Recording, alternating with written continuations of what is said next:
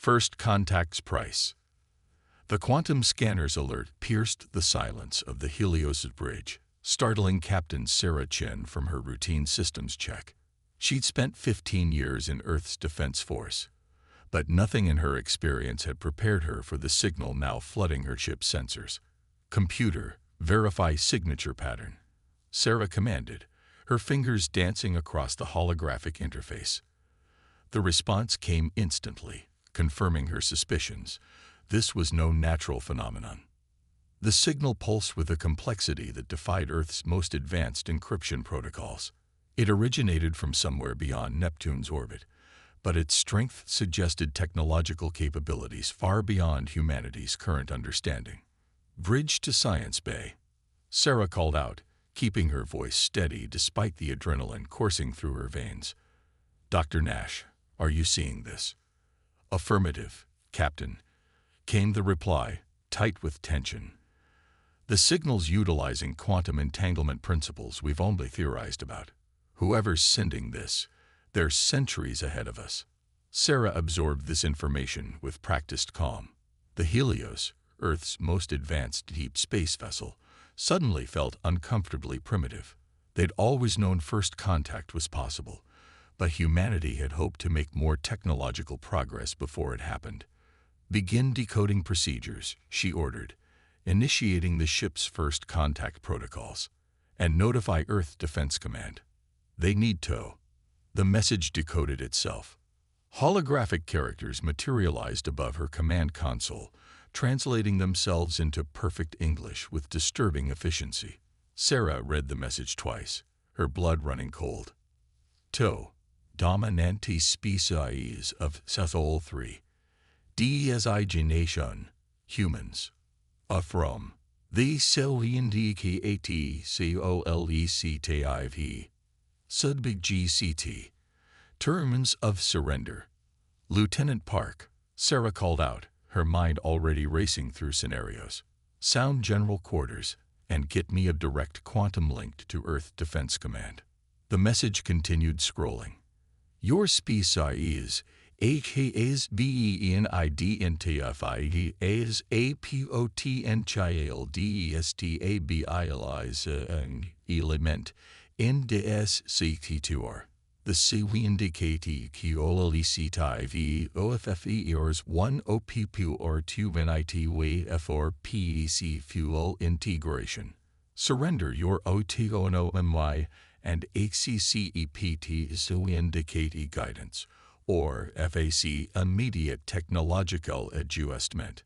UAV 24 Earth HOURs 2 COMPLI. Red alert klaxons blared through the Helios as Sarah processed the implications. The ship's crew moved with practiced efficiency, but she could see the fear in their eyes. They'd all read the same histories, watched the same science fiction. Alien contact was supposed to be humanity's great leap forward, not its potential extinction event. "Captain," Dr. Nash's voice crackled over the comm, "I'm detecting massive energy signatures emerging from quantum space. They're everywhere." Sarah accessed the sensor feeds. Her tactical display lit up with contact signatures, each one larger than her ship. They were emerging from what appeared to be artificial wormholes, their hulls gleaming with an otherworldly metal that seemed to drink in light rather than reflect it. "EDC acknowledges receipt of our transmission, Captain," Lieutenant Park reported. "They're initiating global defense protocols." Sarah nodded, studying the alien vessel's formation patterns. Despite their technological advantage, they were arranging themselves in recognizable military configurations. That at least suggested some common ground in tactical thinking. "Open a channel," she ordered. "All frequencies. Channel open." Sarah squared her shoulders. "This is Captain Sarah Chen of the Earth Defense Ship Helios to approaching Syndicate vessels. We acknowledge receipt of your message, but Earth does not accept your terms. We are not a species that surrenders." The response was immediate. A new hologram materialized, showing a being that seemed to be an amalgamation of organic and technological components. Its voice emerged in perfect English, tinged with what almost sounded like amusement. "Captain Chin," it said, "I am Nexus Controller Ven of the Syndicate Collective. Your species' defiance was predicted with 99.97% accuracy. This response has been factored into our acquisition protocols." Acquisition. Sarah's eyes narrowed. "We're not a resource to be acquired. All species are resources, Captain. The Syndicate Collective exists to optimize civilization. Your species shows remarkable potential, but left unchecked, you would require several centuries to reach acceptable efficiency levels. We simply offer to accelerate your evolution." Sarah noticed something interesting in the aliens' phrasing. They spoke of efficiency, optimization, the language of machines rather than conquerors. "And if we prefer to evolve at our own pace." Inefficient development leads to chaos. Chaos cannot be permitted. You have 23.7 hours remaining to accept optimization. After that, it will be implemented without your cooperation. The transmission cut off. Sarah turned to her tactical officer. "Analysis. Over 300 vessels detected so far, Captain. Their smallest ship masses more than our largest carrier. Energy readings suggest weapons we can't even classify." The young officer swallowed hard. "By conventional metrics, we don't stand a chance." Sarah smiled slightly. "Then we'll have to be unconventional, won't we?" She opened a ship-wide channel. "All hands, this is the captain. In just under 24 hours, we may be facing the greatest threat humanity has ever encountered. They believe they can predict us, control us, optimize us. But there's one thing they haven't accounted for. Humans don't follow predictions. We break them." She paused, watching the alien armada through her viewport. Every breakthrough in human history came because someone did the impossible, thought the unthinkable. Today we carry that legacy. Let them bring their superior technology. We'll show them why humanity's greatest strength isn't our machines, but our ability to surpass our own limitations. "Dr. Nash," she continued, "begin analyzing their quantum communication patterns. Lieutenant Park, plot positions of every Earth vessel within response range. Tactical, I want creative options.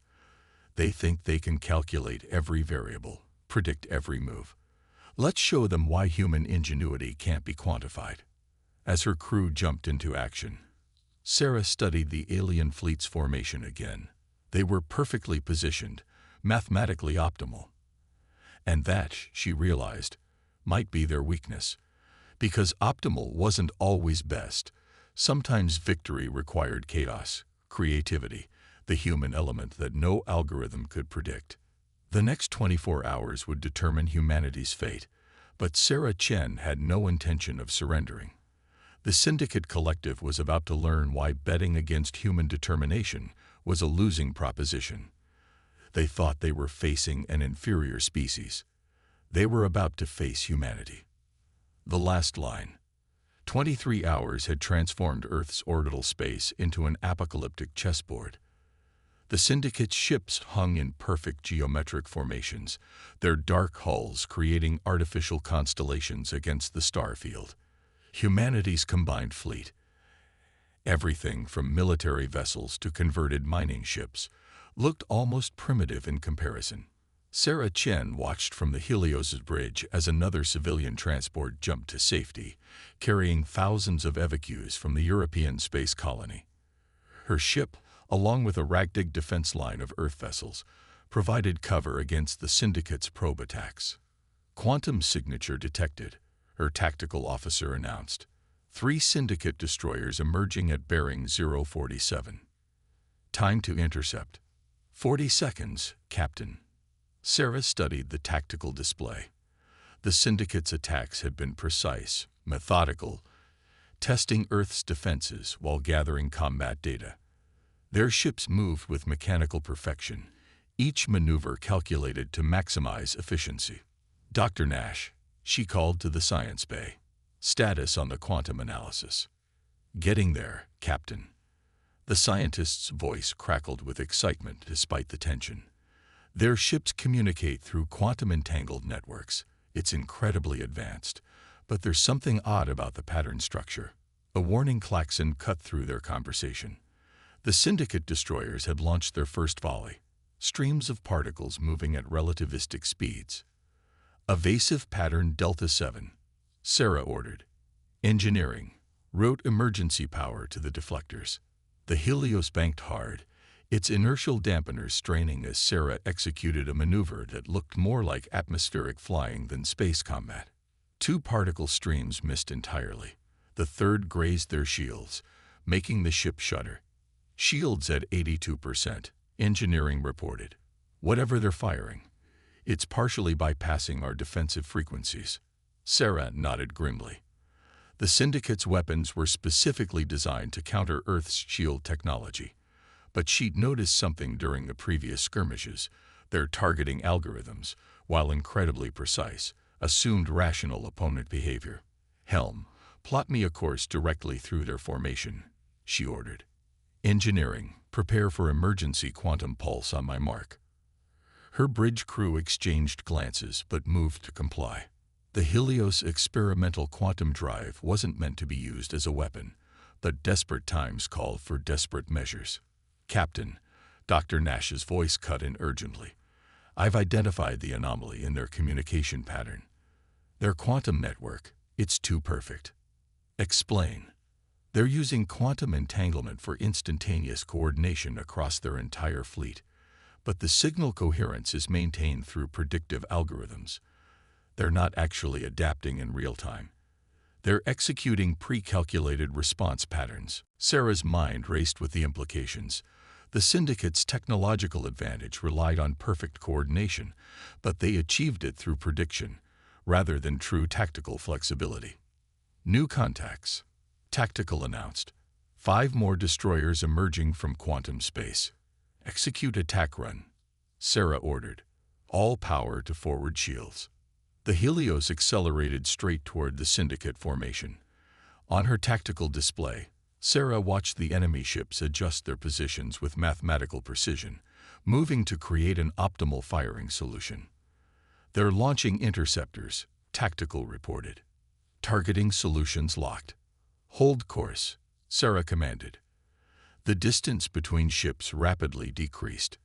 At this range, even a glancing hit from their weapons would cripple the Helios. 4 seconds to weapon range. Engineering. Quantum pulse in 3, 2, 1. Mark. The Helios's experimental drive activated, but instead of initiating a jump, it released a concentrated burst of quantum energy. The pulse rippled through space, temporarily disrupting the delicate quantum entanglement the Syndicate ships relied on for coordination. For a crucial few seconds, their perfect formation fell into disarray. Ships designed to operate as part of a synchronized whole suddenly had to function independently.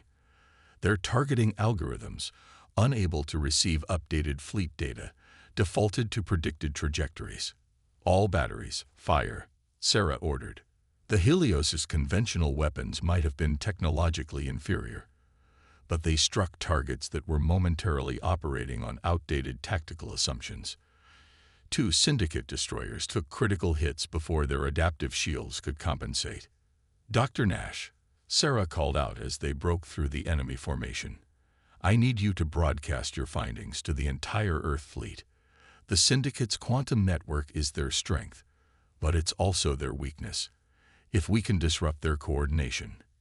Captain, her tactical officer interrupted. The Syndicate flagship is launching something. Energy signature is off the charts. Sarah watched as a massive sphere of writhing energy formed between the enemy vessels. Her sensors struggled to classify it, but she recognized a weapon of mass destruction when she saw one. All ships, break formation, she ordered on the emergency channel. They're targeting the colony. The Helios's engines screamed as Sarah pushed them beyond safety limits, racing to intercept. The European space colony housed over 1 million civilians.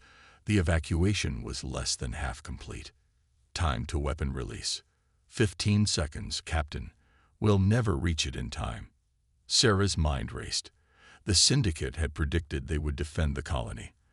They were counting on Earth's ships to sacrifice themselves in a futile attempt to stop their superweapon. The tactically optimal choice would be to retreat, preserve military assets for a more favorable engagement. But they didn't understand humanity. Engineering, divert all power to the quantum drive. Tactical, plot a micro-jump directly into that energy sphere. Captain, that's suicide. The drive won't survive a point-blank quantum pulse. No, Sarah agreed, but neither will their weapon. Sometimes the best move is the one your opponent's algorithms dismiss as too irrational to consider. The Helios's quantum drive hummed to life one final time. Sarah Chen thought of Earth, of humanity's relentless spirit in the face of impossible odds. The Syndicate thought they could optimize civilization, predict and control every variable. They were about to learn that humanity's greatest moments came from defying predictions. All hands, brace for quantum pulse. Let's show them why you can't calculate the human spirit. The Helios vanished in a flash of quantum energy, diving straight into the heart of the Syndicate's superweapon. Sometimes, victory required sacrifice, but more importantly, it required the courage to do the impossible. The battle for Earth's survival was far from over, but humanity had just proven they wouldn't go quietly into the night. The Syndicate was about to learn that their algorithms had missed the most crucial variable of all human determination. Breaking point. The flash from the quantum collision lit up Earth's orbital space like a newborn star. When it faded, both the Syndicate's superweapon and the Helios were gone, leaving behind a spreading cloud of quantum-charged particles that played havoc with sensors on both sides. In the European Space Colony's Emergency Command Center, Dr. Marcus Nash stared at his quantum analysis displays, hands trembling slightly. Captain Chen's sacrifice had bought them time, but more importantly, it had proven his theory about the Syndicate's technological weakness. Dr. Nash. A voice pulled him from his calculations. Vice Admiral Helena Torres, now commanding Earth's combined defense fleet, stood behind him. Tell me you have something we can use. Marcus nodded, pulling up his findings. The Syndicate's entire tactical advantage relies on quantum-entangled communication. But maintaining coherence across an entire fleet requires them to use predictive algorithms. They're not actually adapting in real time. They're executing pre-calculated response patterns. And Captain Chen's final action proved this. Yes, Marcus highlighted sensor data from the collision. The quantum pulse from the Helios didn't just disrupt their weapon. It temporarily broke their network coherence. For a few crucial seconds, their ships had to operate independently, outside their predicted patterns. Torres studied the data, her expression hardening. Can we replicate this effect? Better. Marcus pulled up new schematics. We can improve on it. The Helios's quantum drive was experimental, but Earth has 12 quantum research facilities. If we reconfigure them to generate a synchronized quantum interference field, we could disrupt their entire command network. Torres finished. How long? 6 hours to modify the facilities. But Marcus hesitated. The power requirements would be enormous. We'd have to divert energy from our planetary defense grid. Torres was silent for a long moment, weighing the implications. Lowering Earth's defenses, even temporarily, was a massive risk. But continuing to fight the Syndicate conventionally was certain defeat. Do it, she ordered. And get me a channel to all Earth forces. It's time everyone understood what we're really fighting. As Marcus worked to coordinate the quantum facility modifications, Torres's message went out to every human ship and installation in the solar system. To all Earth forces, the Syndicate believes they can predict our every move, control our every action through superior technology. But they've made a crucial mistake. They see our unpredictability as a weakness, our emotions as inefficient, our individual initiative as chaos that needs to be optimized. Captain Sarah Chen proved them wrong. By doing the tactically irrational, sacrificing the Helios to save millions, she showed us the Syndicate's weakness. They can't predict what they don't understand, and they don't understand human nature. In 6 hours, we launch Operation Breaking Point. Until then, all ships are to engage in random, unpredictable maneuvers. Don't follow standard tactical doctrine. Don't maintain formal formations. Act irrationally. Force their prediction algorithms to fail. Make them face the one thing their quantum network can't calculate: human chaos. The next 6 hours transformed the battle space into a demonstration of humanity's capacity for tactical insanity. Earth ships executed maneuvers that defied conventional space combat logic. Civilian vessels turned themselves into impromptu electronic warfare platforms, broadcasting everything from death metal to quantum static. Mining ships deliberately created debris fields that followed no predictable patterns. The Syndicate fleet's responses became increasingly erratic as their tactical algorithms struggled to compute optimal solutions to irrational human behaviors. Ships that relied on predictive targeting suddenly found their accuracy dramatically reduced. Perfect formations began to show signs of disarray. Marcus worked frantically with teams across Earth's quantum facilities, modifying their research equipment into weapons. The theory was sound. A synchronized quantum interference pulse would disrupt the Syndicate's command network across the entire solar system. But the power requirements meant Earth would be virtually defenseless for crucial minutes. Final facility reports in, Marcus announced as the 6th hour approached. "We're ready." Torres nodded grimly. "Send the signal. All Earth forces, fall back to secondary positions. Prepare for Operation Breaking Point." The Syndicate, perhaps sensing something was coming, began moving their fleet into an attack formation. Their ships arranged themselves in geometric patterns of mathematical perfection, optimized for maximum tactical advantage. Energy transfer beginning, Marcus reported, watching power levels drop across Earth's defense grid. Quantum interference field charging. 30 seconds to full power. On screens across the solar system, humans watched their last line of defense power down as energy was diverted to the quantum facilities. If this failed, Earth would be defenseless against the Syndicate's next attack. Field at 80%, Marcus continued. Quantum coherence building. Their ships are launching weapons. Hold position, Torres commanded. Trust in human intuition. Trust in Captain Chen's sacrifice. The Syndicate's weapon signatures grew stronger as they approached optimal firing range. Their formation shifted with artificial precision, each ship moving in perfect coordination through their quantum network. Field at maximum power. Initiating synchronized pulse in 3, 2, 1.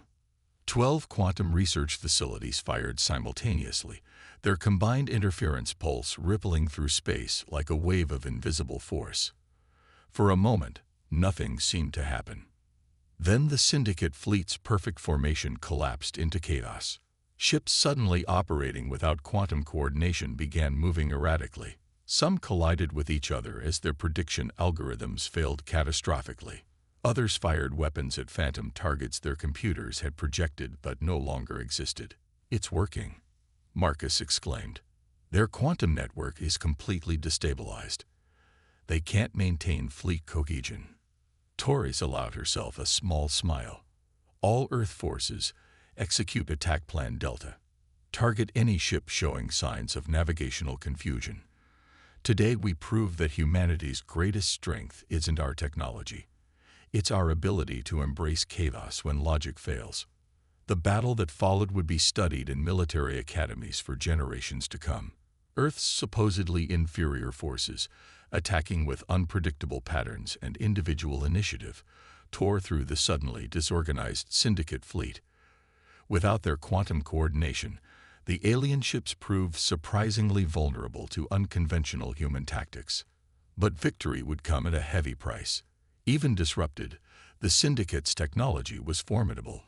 Earth ships fell by the dozens, their crews sacrificing themselves to press the advantage while the quantum interference field held.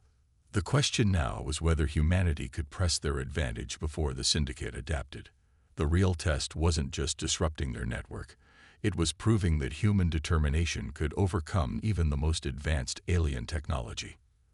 The battle for Earth's survival had reached its breaking point, but humanity had shown that sometimes breaking points were exactly what they needed to achieve the impossible. The human factor. The quantum interference field had held for 30 minutes.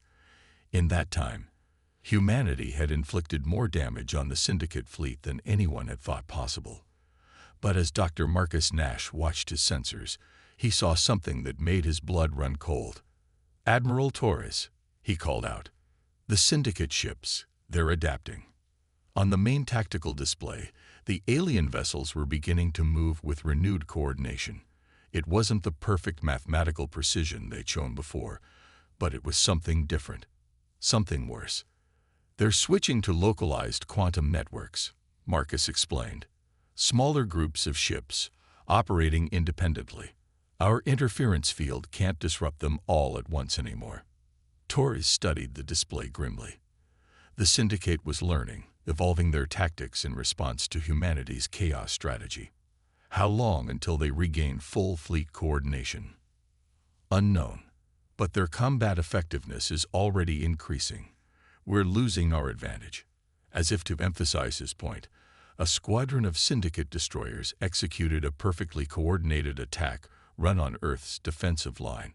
3 human ships vanished in silent explosions. They're not just adapting their technology, Torres realized. They're adapting their entire strategy. Breaking down into smaller autonomous units, they're mimicking our chaos. The implications were staggering. The Syndicate, faced with the failure of their perfect quantum network, was learning to operate more like humans. They were sacrificing efficiency for flexibility, predictability for adaptability. Then something unexpected happened.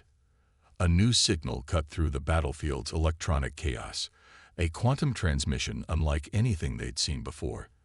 The holographic display flickered, and a familiar face appeared. "This is Captain Sarah Chen of the Earth defense ship Helios to all Earth forces." The command center fell silent. Everyone had assumed Chen had died in the quantum collision with the Syndicate's superweapon. "The quantum pulse didn't destroy us." Chen's image continued. "It threw us into a parallel quantum state. We've been observing the Syndicate's response to our attack, and we've discovered something crucial." Marcus's instruments were going crazy trying to trace the signal. "Admiral, she's broadcasting from inside the quantum field disruption." Somehow the Helios survived in a quantum superposition. Chen's transmission continued. "The Syndicate's adaptive response isn't just a tactical change. It's a fundamental shift in their understanding. They've been forced to abandon pure logic for innovation, and that's their real weakness. They can copy our methods, but they can't replicate the human factor that makes those methods work." Torres leaned forward. "Explain, Captain." "The Syndicate achieved their technological superiority by removing uncertainty from their calculations. Their entire civilization is built on the premise that chaos can be controlled, that every variable can be predicted and optimized. But in doing so, they lost something essential: the ability to truly innovate." Chen's image flickered as the Helios maintained its impossible quantum state.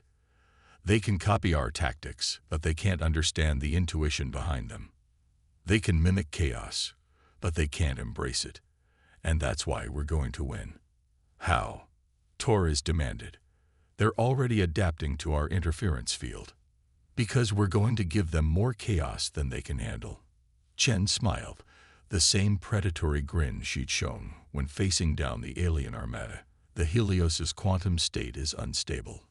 When it collapses, it'll release enough quantum energy to create a cascading disruption through their entire command structure. But we need every human ship to do something completely unpredictable at exactly the right moment." Marcus ran the calculations. "She's right. If we time it perfectly with the Helios's quantum collapse, we could create a feedback loop through their entire network. But the level of coordination required would be impossible to calculate," Torres finished. "Which is exactly the point. We don't calculate it. We feel it." Understanding dawned across the command center. The Syndicate had taught themselves to mimic human chaos, but they still relied on calculations and algorithms. They couldn't grasp the intuitive connection that allowed human forces to coordinate without perfect communication. Torres opened a channel to all Earth ships. "This is Admiral Torres. Captain Chen and the Helios are about to give us one last chance. When you see the signal, don't think. Don't calculate.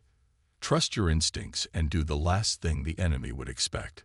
Show them why humanity's greatest weapon isn't our technology. It's our spirit. Across the solar system, human ships prepared for what could be their final act of defiance. They didn't need precise coordinates or optimal solutions. They had something the Syndicate could never duplicate: the human ability to embrace true chaos.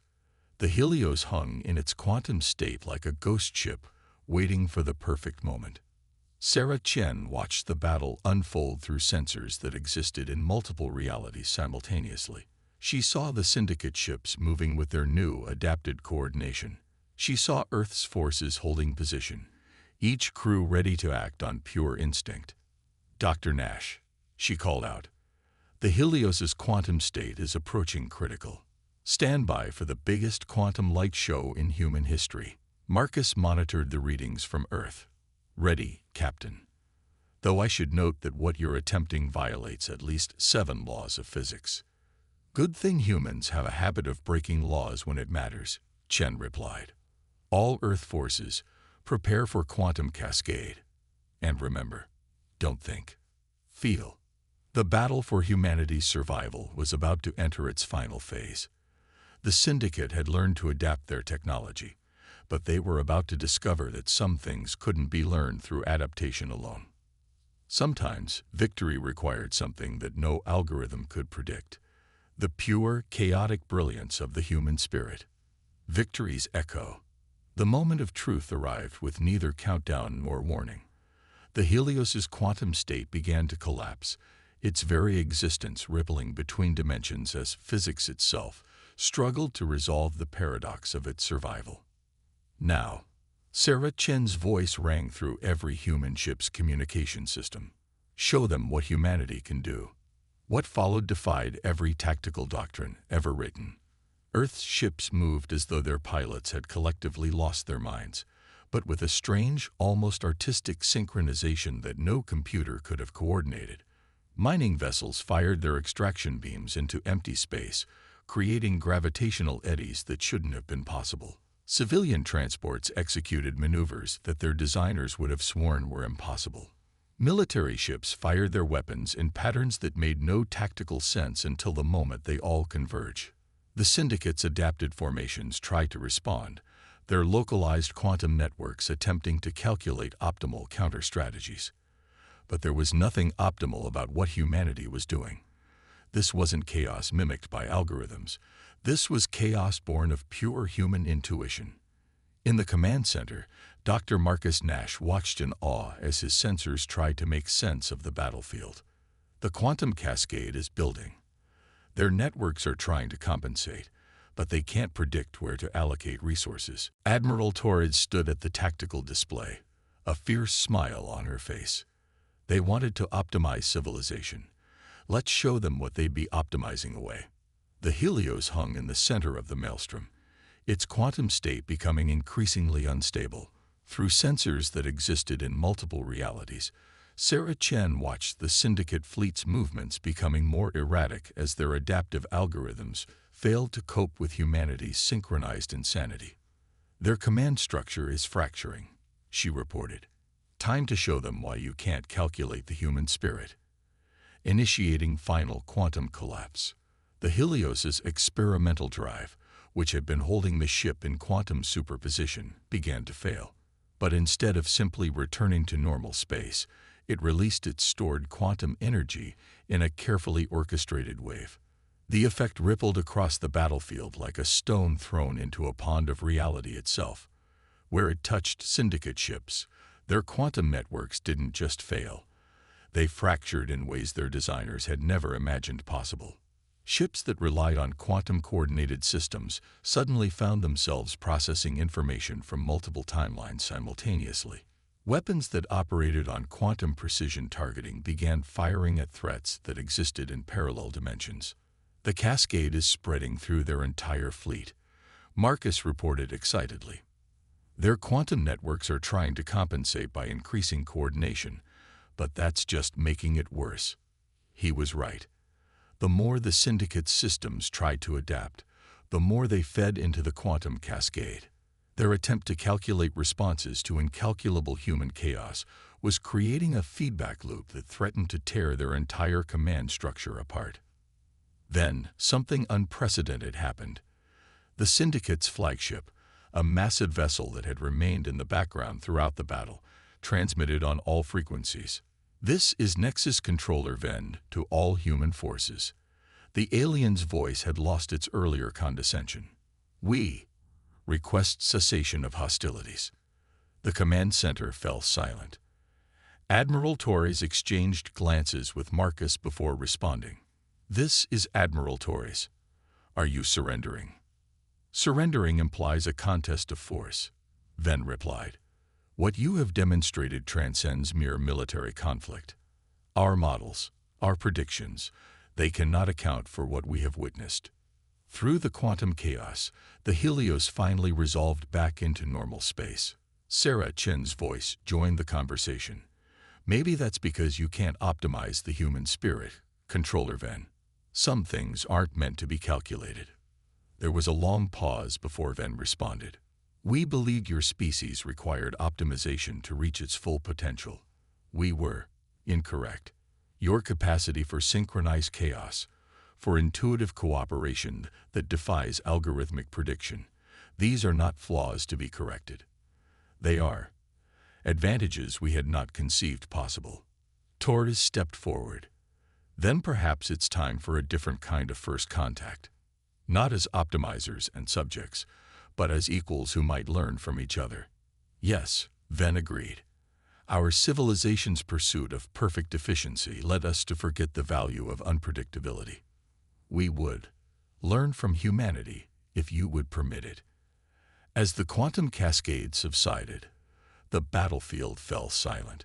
The Syndicate fleet, its quantum networks permanently altered by the experience, began standing down. Earth ships maintained their positions, ready for anything but hopeful for peace. In the command center, Marcus looked at his readings in amazement. The quantum interference patterns, they fundamentally changed how the Syndicate's networks function. They're operating with controlled chaos now, a hybrid of their quantum precision and our unpredictability. "Evolution through adversity," Torres mused. "Isn't that the most human trait of all?" The Helios, scorched but intact, took up position between the two fleets. Sarah Chen opened a channel to all ships, human and syndicate alike. "Today we prove that the greatest advancements don't come from optimizing away our peculiarities, but from embracing them." The syndicate sought to perfect civilization by removing chaos. Instead, they discovered that true perfection includes the ability to be imperfect. She paused, looking out at the vast fleet that had come to conquer Earth, but would leave as something else entirely. "This isn't just a victory for humanity. It's a victory for the idea that progress doesn't mean eliminating what makes us unique. Sometimes the most efficient path isn't the right one. Sometimes you have to trust in chaos, in intuition, in the spark of creativity that no algorithm can predict. And sometimes," she added with a smile, "you have to show an advanced alien civilization why they shouldn't try to optimize the human spirit." VA's Earth's ships began standing down as relief and celebration spread across the planet below. Humanity had proven something fundamental about their place in the cosmos. They weren't just another species to be optimized, another variable to be calculated. They were living proof that some equations couldn't be solved through pure logic. That true advancement came not from eliminating chaos, but from learning to dance with it.